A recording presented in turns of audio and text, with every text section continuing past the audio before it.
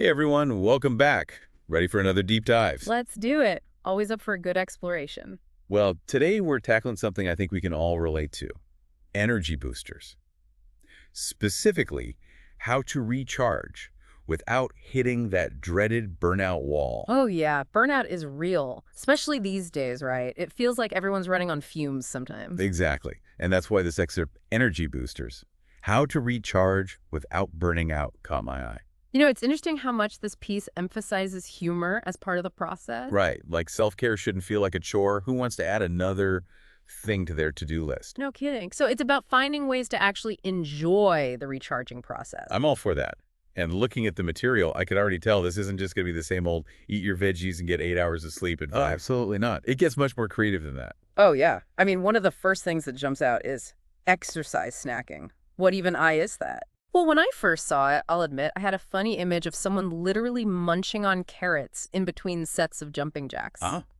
Me too. Yeah. Like, is this some kind of new fitness trend where you have to pair your squats with celery sticks? Thankfully, no. It's actually a lot more practical and doable. It's about incorporating short bursts of activity throughout your day. So like instead of a whole hour at the gym, you're squeezing in a few minutes here and there. Exactly. Think of it as snack-sized workouts.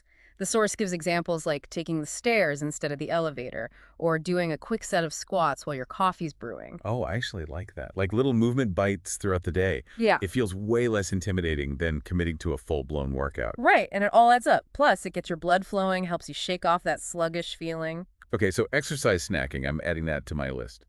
Now, the source also talks about the mental side of things. There's a section on micro-mindfulness. Ah, yes.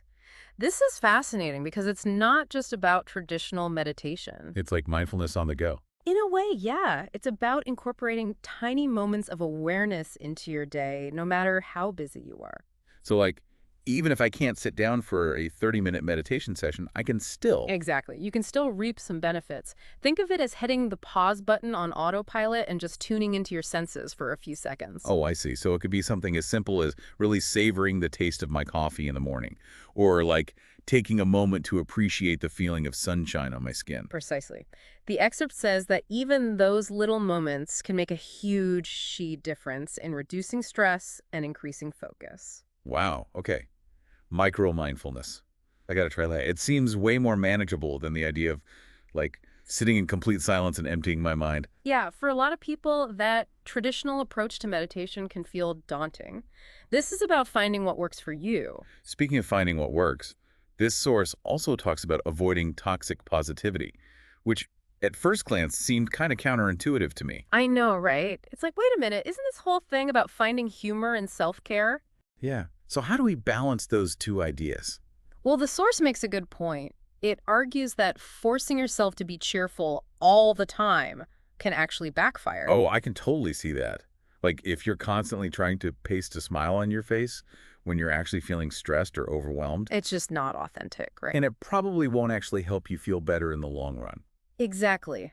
So it's not about denying negative emotions, it's about acknowledging them, but also finding ways to inject humor into the situation. So finding those moments of levity to help you cope and get some perspective. Exactly, because sometimes the best way to deal with a tough situation is to just laugh at the absurdity of it all. Okay, that makes a lot of sense. Yeah. It's not about being fake happy. It's about finding genuine moments of humor that actually lift you up. And the source even suggests creating a humor menu.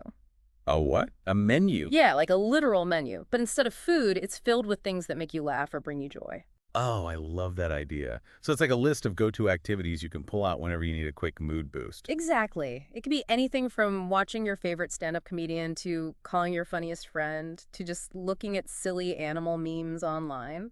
Genius. It's like having a first aid kit for your mood. I think I need to make one of those ASAP. Me too. And what's really great about this whole approach is that it encourages personalized self-care. Right. There's no one-size-fits-all solution. It's about finding what truly recharges you. Even if it seems silly or unconventional to other people. Exactly. Who cares if someone else thinks your humor menu is weird? If it works for you, that's all that matters. Right. At the end of the day, it's about taking care of yourself in a way that feels authentic and enjoyable. You know, this whole conversation has really got me thinking differently about self-care. It doesn't have to be this big, serious, time-consuming thing, It can be about finding those little pockets of joy and laughter throughout the day. and maybe even sneaking in some exercise snacks while we're at it. Exactly. So as we wrap up this deep dive, I want to leave our listeners with a little challenge. Okay, I like a good challenge. Lay it on us. What's one small, humorous act of self-care you can try today to boost your energy? Ooh, I love that. It could be anything, right? Like maybe you put on a silly hat while you work, or finally try that laughter yoga class you've been curious about. Exactly. Anything that brings a smile to your face. And remember, there's no wrong answer. Just find what works for you and have fun with it. Until next time, stay curious, keep exploring, and don't forget to laugh along the way.